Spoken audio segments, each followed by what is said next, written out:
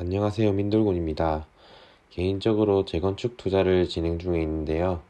오늘은 간단히 재건축 아파트에 대한 투자 계산법에 대해 설명드리려고 합니다. 저희 지역 기준으로 설명하는 것이고 제가 전문가가 아니다 보니 틀린 점이 있을 수 있습니다. 양해하고 시청해주세요. 투자 계산을 위해 먼저 대지 지분을 알아야 합니다. 건폐율과 용적률로 정해지는데요. 간단히 설명하면 건폐율은 얼마나 빈 땅이 많냐는 것입니다. 빈 공간이 많으면 한 동이라도 더 올릴 수 있겠죠? 용적률은 얼마나 높게 지을 수 있냐 하는 것입니다. 100평짜리 대지에 50평 면적 3층짜리 건물이면 용적률은 150%입니다. 보통 300%까지 제한이니 용적률이 낮은 곳에 재건축을 하면 높게 지을 수 있는 것이죠. 그래서 5층짜리 아파트들이 재건축이 잘 되는 것이고 15층 이상들은 요즘은 서울도 힘들다고 하더군요. 크게 이 두 가지와 여러 가지의 사항으로 대지 지분을 결정합니다. 이게 왜 중요하냐면 15평짜리 아파트를 사도 대지 지분이 작으면 재건축 시 13평만 인정받을 수도 있고 대지 지분이 많다면 17평도 인정받을 수 있는 것이죠. 이 지분을 가지고 예상되는 감정평가 금액이 평당 1,200만원인데 주변 새 아파트는 평당 1,500만원이고 재건축 시 이 아파트의 분양가가 1,500만원이라고 하면 평당 300만원의 이익이 발생하는 것이지요. 대지 지분이 17평인 아파트가 재건축하여 34평 아파트를 신청했다면 나머지 17평에 대해 조합원 분양가 분의 비용만 내면 재건축 새 아파트를 구입할 수 있는 것입니다.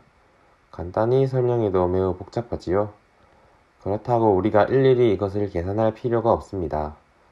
블로그나 카페 등만 봐도 재건축 아파트의 대지 지분율, 프리미엄, 분담금 등을 자세히 계산해 놓았으므로 여러 데이터를 보고 판단만 본인이 하면 됩니다.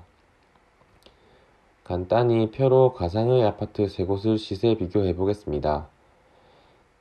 데이터들로 투자해서 완공까지 가지고 간다고 했을 때 얻을 수 있는 시세 차익을 대략적으로 산출할 수 있습니다. 용어가 어려울 수 있으니 설명하면서 진행하겠습니다. 공급 면적은 흔히 우리가 살 때 이야기하는 평형수입니다. 지분은 아까 말씀드린 용적률, 건폐율을 계산해서 내가 가질 수 있는 대지 지분입니다. 조합이나 부동산에서 지분의 가치를 계산한 것이 감정평가 금액이고요. 이를 바탕으로 간평금액과 현재 매매가의 차이가 난다면 이것이 재건축 물건의 프리미엄, 즉 웃돈이 되겠습니다. 프리미엄을 감안하더라도 재건축이 되었을 때 내 물건이 메리트가 있다면 투자를 진행하는 것이지요.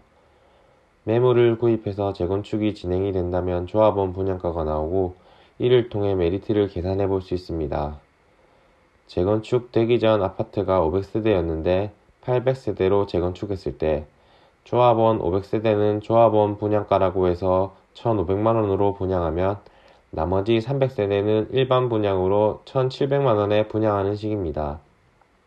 일반 분양분으로 사업비 등을 충당하는 것이지요. 이렇게 일반 분양분보다 싼 이점을 가져가는 것이 조합원 분양가입니다. 조합원 분양가 역시 추정치이므로 대략적으로만 참고해야 합니다. 이제 조합원 분양가에 내 지분에 모자라는 평당 비용을 지불하는데 이것을 분담금이라고 합니다. 분담금은 납부 방식이 조합마다 상이한데 일반 분양과 같이 계약금 10%, 중도금 60%, 잔금 30%로 나누는 경우도 있고 입주 시 100% 잔금을 납부하는 경우도 있습니다. 이는 사업 진행이 어느 정도 이루어져야 결정되는 부분이기에 부동산이나 인터넷을 통해 잘 알아보시는 게 좋습니다.